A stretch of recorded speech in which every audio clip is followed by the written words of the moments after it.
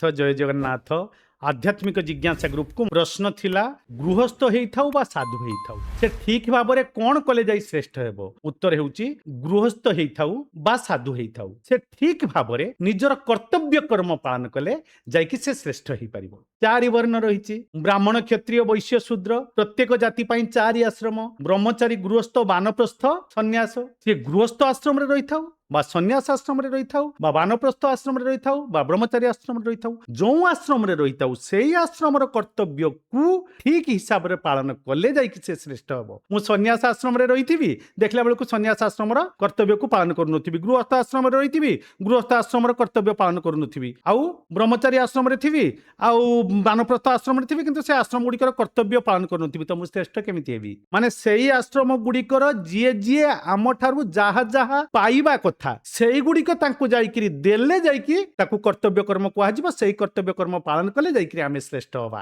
आ सेमाने जहा हम ठारू पाइबा कथा तांको गुड़ हाथ चालुनी आश्रम रे धरनियंतु सन्यास आश्रम रे जनकर गुड़ हाथ चालू नाही आउ जनकर चालुचु से ता सेवाटा करिले जाईकी ता कर्तव्य कर्म होबो ना केमती होबो। जे ठीक हिसाब रे निजर कर्तव्य कर्म पालन करिवो सेई होची ए संसार रे श्रेष्ठ नहले मनीष जन्म श्रेष्ठ नुहे मनीष हेइकरी चली आसिले केमती श्रेष्ठ होबा। कर्तव्य कर्म पालन कले श्रेष्ठ होबा।